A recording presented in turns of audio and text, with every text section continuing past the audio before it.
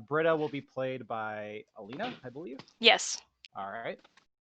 Let's see. Abed is going to be Mofo. Yippee-ki-yay, Mofo. Chang Nisha should be here. Yep, I'm here. There we are. Cool. That'll be Troy. The scapegoat should be our Shirley. Yep. Forbidden Lava Monster will be our Annie, I believe. Speak. Forbidden. Yep. Yep. Cool. Speaking. Hi. Let's see. Kian/Allison Bree Thirst Page / whatever your name now should be our Pierce. Jesus Christ. Alright, cool, there you are. Let's see. Yeah, you know where the fuck your name is. Girl, I believe you're Dean, correct? Oh, we're changing our profile pictures. Oh wait, I have a perfect one. Oh, I don't have time. Did I hear I'm my gonna name? do it. I'm gonna do the Jeff thing and not. Did I hear my name? Yes, you're the Dean, right? All right, I'm Britta now. Yes, Gina Cool. Ling. Dina Ling. All right, and yep, and then Satan Eater, you're our narrator. So we're all ready to go. Yes. Cool. So. Okay, and I'll trigger the music. That's my one role in this role. Okay. I really appreciate it. It makes all the difference. Yeah. Okay, so if we're all ready to go, let's do this. All right. Okay. Fade from black into the study room. Anyone know how long it takes for paper mache to dry? Troy and Abbott paint human clay models. 3 hours longer than it took Duncan to think up this assignment. I think he's really going to appreciate the extra work we did expanding our evolutionary chart. Oh, Britta, can you hold up the final stage of humanity? Annie picks up her phone as Britta holds up the model. I still think man is gonna evolve into woman, not a dragon monster with 3 legs. 3 legs? Jeff stands up from the table in the study room. Well, it's been real. At least the paste smell has, but I have a date to catch. Or should I say, a catch to date. Oof, I hope you just came up with that. The dean is in the doorway of the study room with a Labrador Retriever puppy in his arms. Look out! Drive-by deaning. I'm kidding. Just a non-violent verbal reminder. The local shelter is having a puppy parade this afternoon. Aww. Aww. Oh, I want to lick it. I expect all of you to lend a paw. Except you, Jeffrey. I know you've got a catch to date. Britta looks at Jeff with a smug expression on her face. Oh, like you're famous for your wit. Puppy parade? I am in. I want to see if those wiener dogs are born that way or they start off normal and then get wiener. Abbott bends down to pick up his items from the table in the study room. Abed, did you pick up my pen?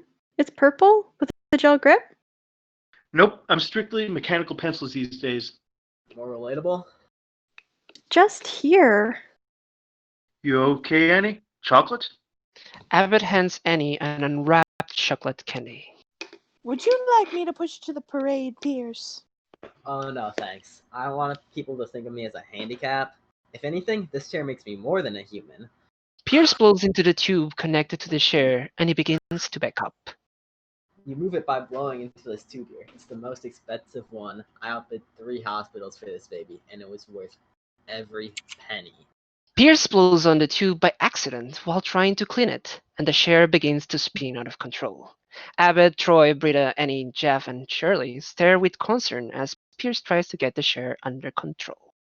Oh! The entire group, minus Annie, begin to leave the study room. Wait! Please. Just wait. I'm sorry, but I need to know who took my pen.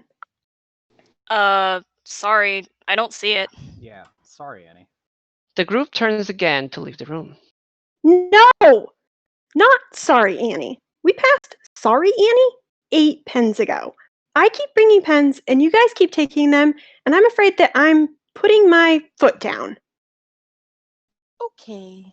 Well, now Annie has made it clear that this is an issue, so from now on, you'll be more respectful of her things, okay? Okay. Cool. The entire group once again turns to leave. Ah! The entire group turns slowly around in shock at Annie's outburst.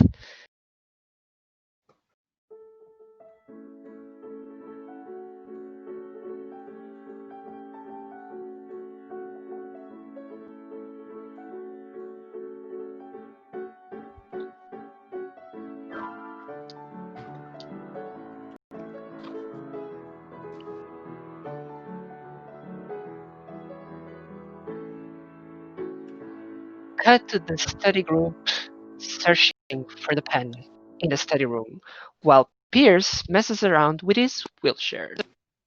All right, it's not on the floor, so whoever accidentally took. Not accidentally. Accidents don't just happen over and over and over again, okay? This isn't budget daycare. Okay. Whoever insidiously and with great malice and forethought abducted Annie's pen, confess, repent, and relinquish so we can leave. Maybe nobody took it. Sometimes I think I lost something really important to me, and it turns out I already ate it. I didn't eat my pen, Troy. I know I brought it, and now it's gone. I took a photo. She shoves the phone in the faces of Troy, Abbott, Jeff, and Britta. See? See? I took this 10 minutes ago. My pen was on the table. No one has come in or out since. One of you has my pen right now. Annie sits down at the table and crosses her arms in defiance. Annie, it's a pen. It's not a pen. It's a principle. Troy turns towards his backpack.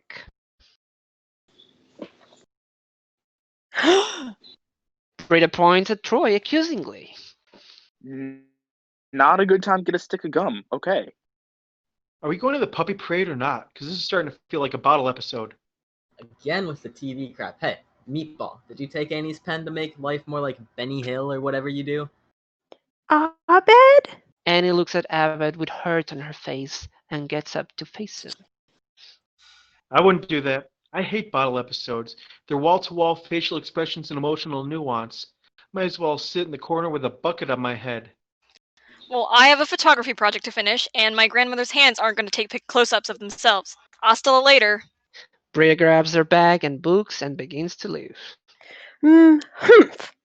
Was that humph directed at me? If the humph fits. I don't have your pen, Annie. I'm always lending you supplies. You never come prepared. If it's so important to you, here, have my pen. That's She my shoves her. Sorry, She shoves her pen at Annie. that's my pen. Well, whatever, people. They're just things. Since they're just things, I don't suppose you mind letting us take a quick look-see inside your bag. Oh, I'd very much mind, Annie. There's no such thing as a quick invasion of civil liberties. Oh, man. It all starts with a quick look-see into someone's bag, and then it's a brisk peek-a-rooney into our phone records. And before you can even say 1984, the thought police are forcing you to bend and spread. Bend and spread? Are the thought police going to make love to us? Do they find thoughts in our butts? I knew I should have read that book. Britta, stop using the Constitution as a baby blanket. Last week, she invoked the Freedom of Information Act to request photocopies of my notes. That's pretty good. Well, excuse me for living free.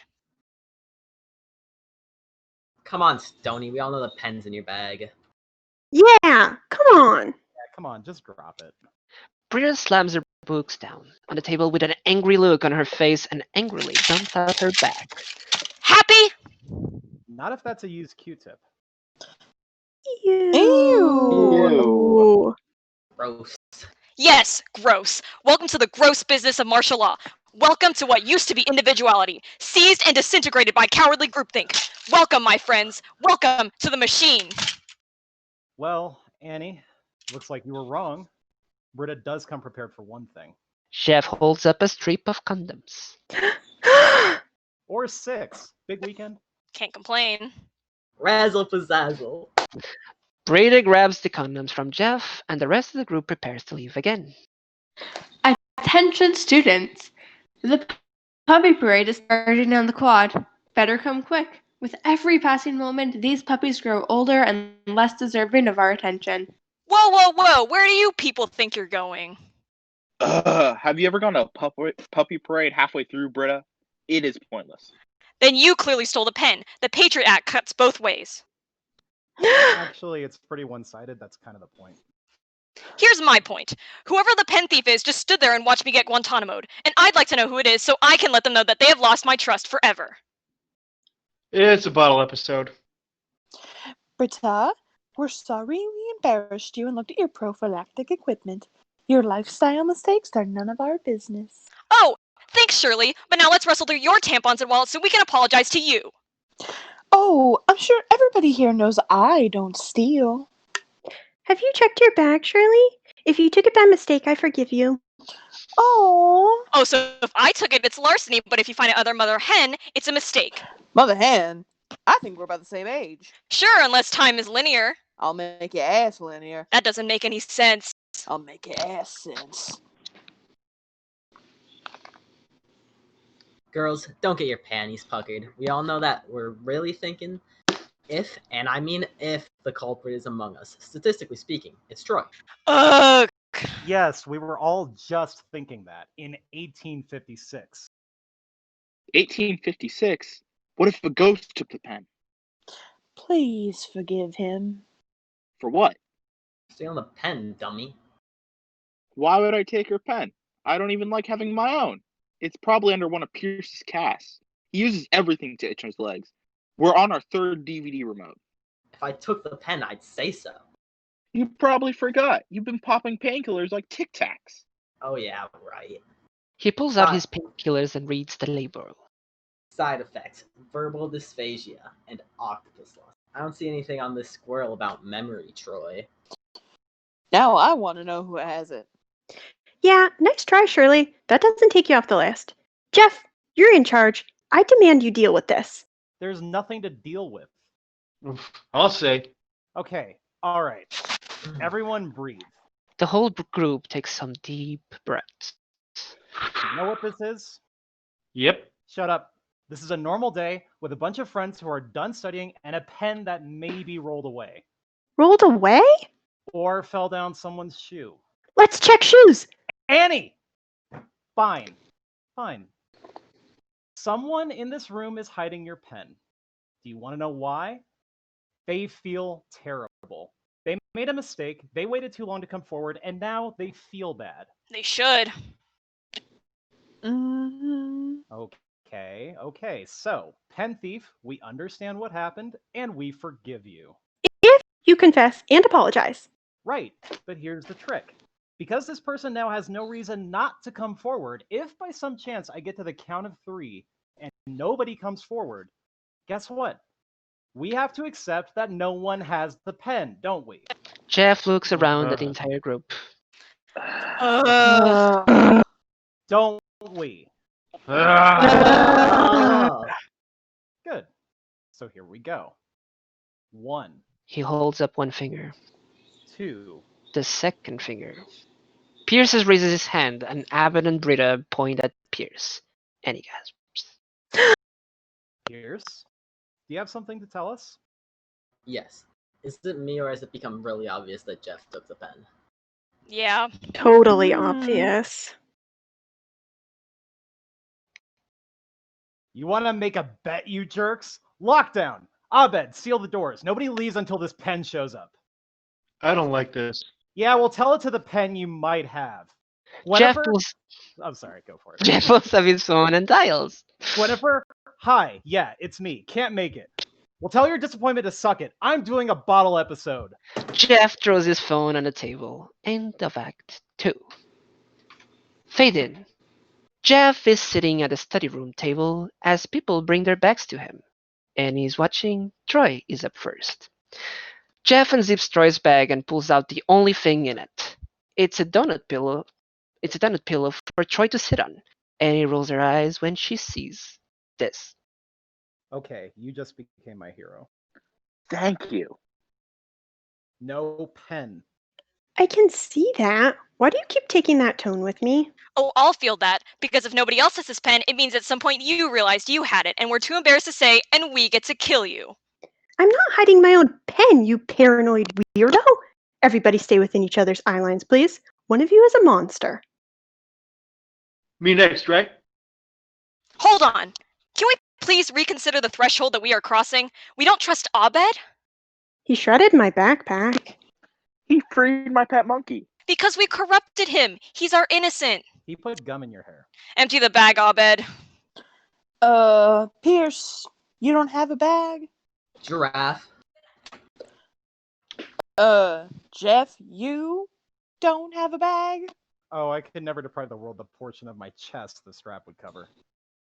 Makes sense. So what's left? Shirley, a little hugging and crying and then we're done? Wait, Abed, why is my name in here? That's mine. And Shirley's? And Annie's? What is it? Charts? Some kind of calendar? That's my personal private business. He goes to take the notebook away from Britta, and she slaps his hand away. Annie 4 on 28 off next November 10th. Britta 5 on 27 off. Oh my god. Are you charting our menstrual cycles? What? Gross! Abed, this is so personal and so accurate. Abed, this is really creepy. I don't understand why you would do this. I can explain. The whole group stares at Abed, waiting for the explanation. Oh, I thought you'd keep yelling over me. Okay, I can explain this. You know how I have trouble reading people and I say the wrong thing sometimes? Well, I noticed it was happening more often with you three than with the others. And then I noticed a fluctuating pattern, so I started graphing them. And by the time I realized what I was actually measuring, it had started to yield really positive results for everybody. So I kept doing it. Were you ever going to tell us about this? I feel so violated.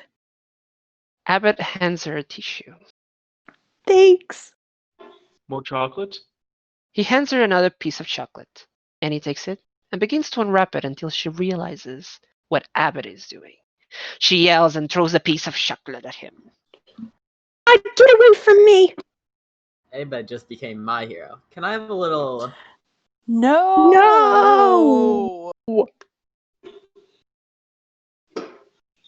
Sheesh, guess it's true what they say about the sync up.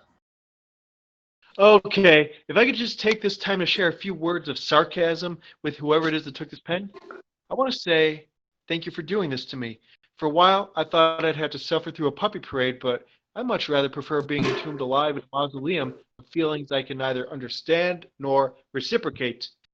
So, whoever you are, can I get you anything? Ice cream? Best friend medal? Anything? Mm-mm? Okay. Sarcasm over. Your last up, Shirley. Dump your comedically huge bag and end this. No, thank you. Annie and Britta look at each other with concern. They begin walking over to a very guilty-looking Shirley. Well, well, well, Harvey Cattell. Well, what do you know, Henry David Thoreau? My oh my, Mike Tyson.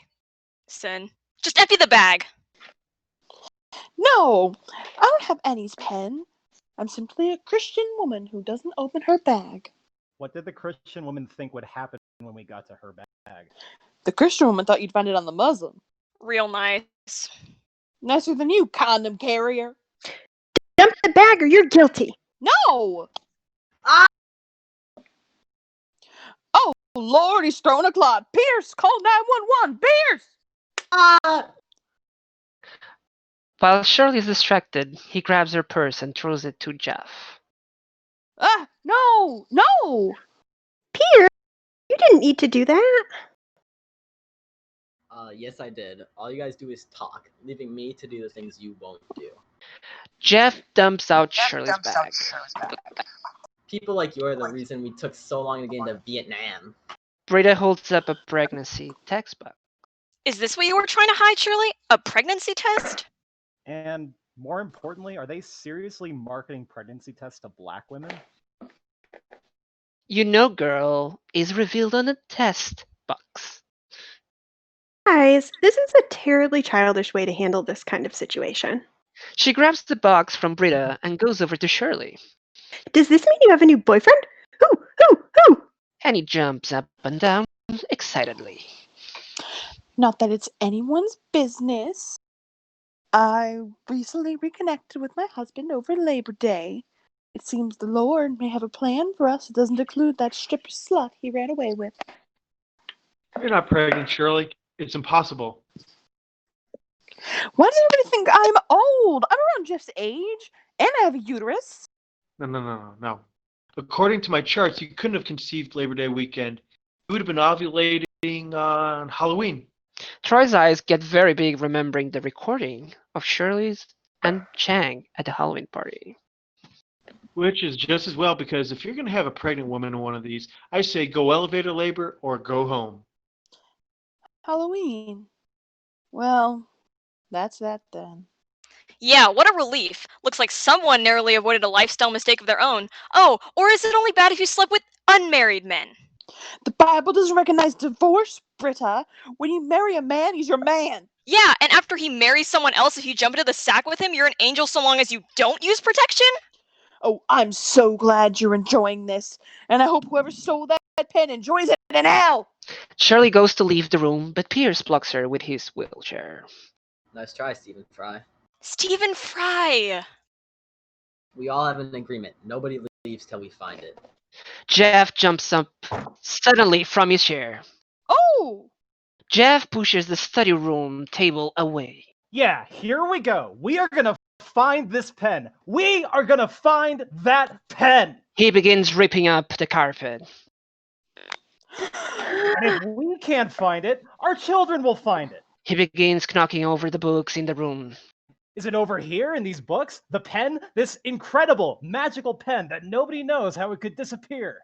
Jeff rips apart the room. He begins opening drawers. Oh, maybe it's right in here. God, this is school property.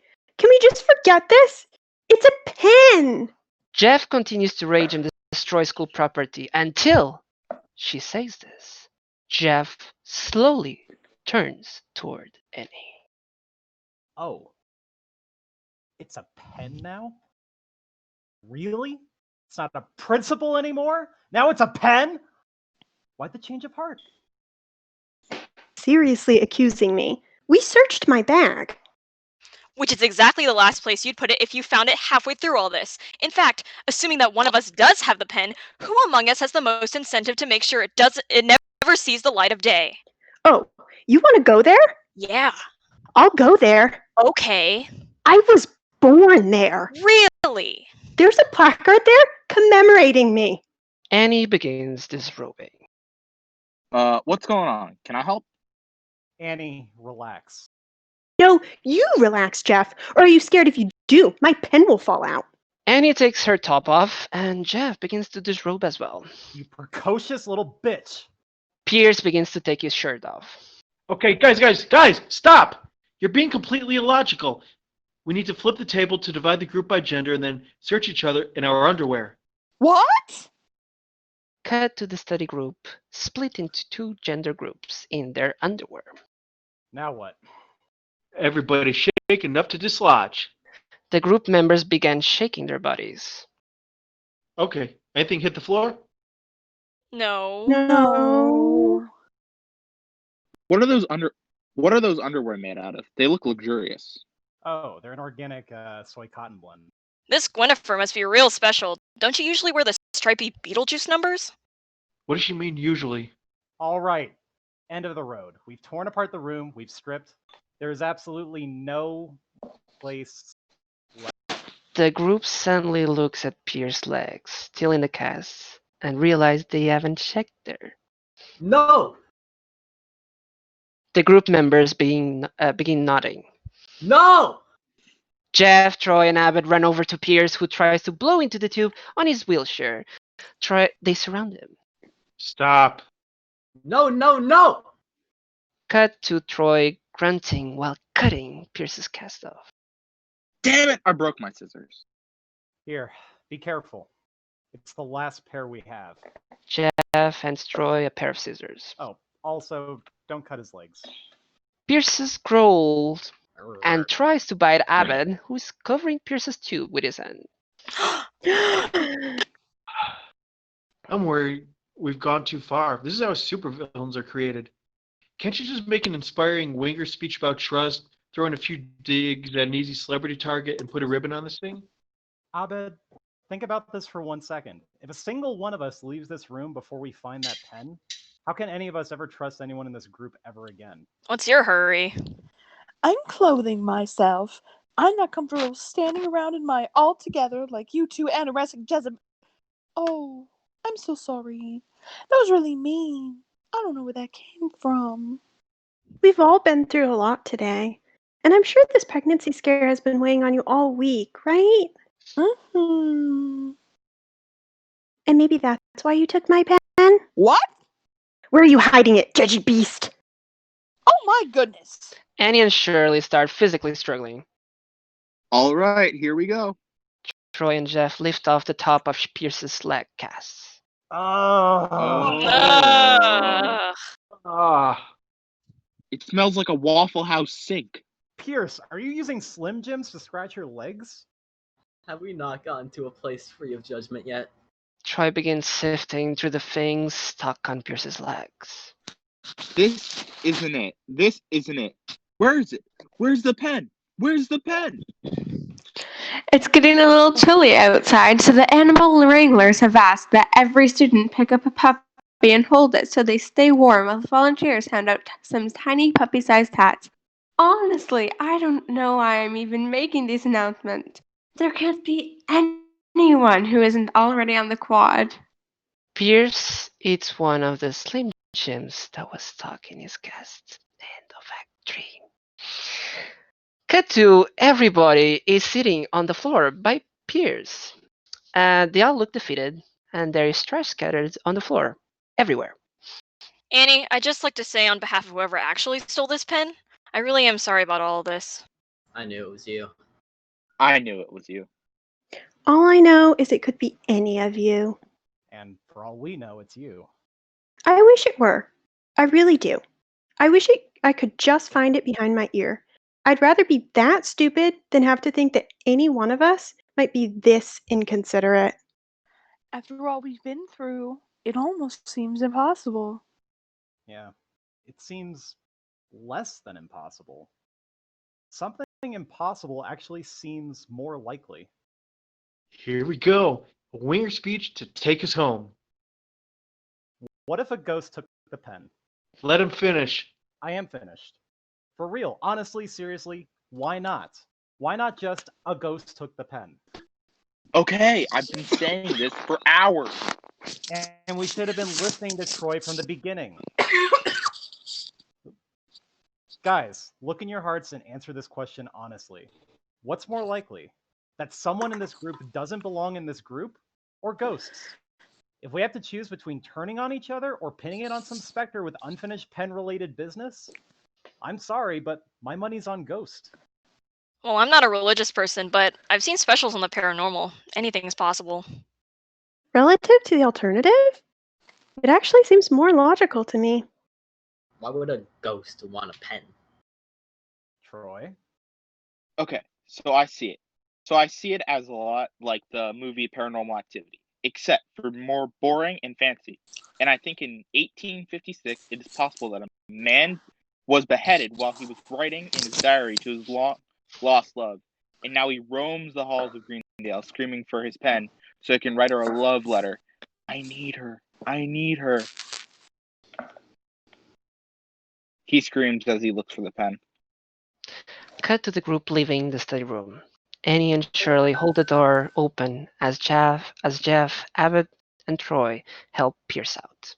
The room is left in total disarray. Dean Pelton walks by and sees this. What the hell did you people do in there? Something you and your puppies can only dream of, you non-miraculous son of a bitch. Not miraculous. Wait, Abed? Cut to the air vent in the study room. We hear a noise, and the vent swings open to reveal none other than Annie's boobs, Troy's pet monkey that Abbott released earlier in the series. We follow him as he runs into the study room and grabs various items left by the study group. He runs back into the vent, closing it behind him. He leads us through the vent to his stash of all of Annie's purple pens, showing us the true thief who had been there all along. Annie's boobs is very happy about this growing collection of knickknacks. End of Act 4. Fade into the puppy parade.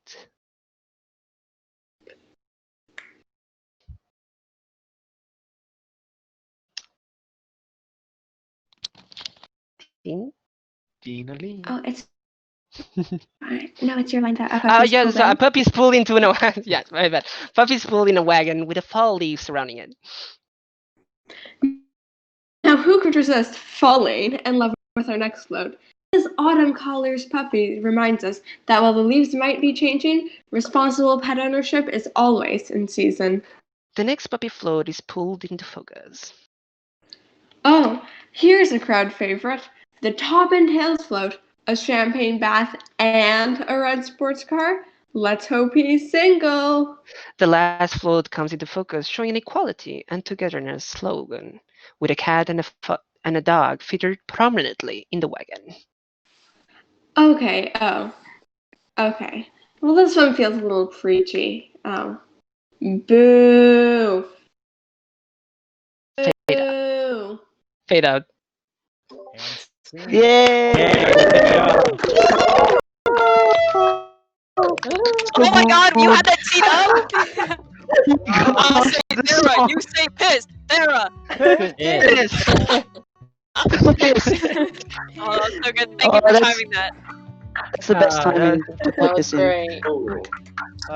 Best game read The clapping ever. begins. Yep. Yes. That shit was amazing.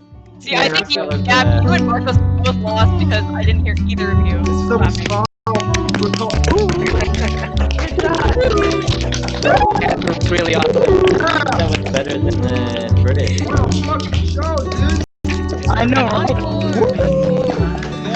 I apologize for the narrator played, but other than that, yeah. I apologize for being on a bunch of my lines. Alright. If you guys want to stick around for the 7 p.m. one, there's going to be a different cast. Yay! I will. Shirley, I'll get to say the I'll make your ass sense line again.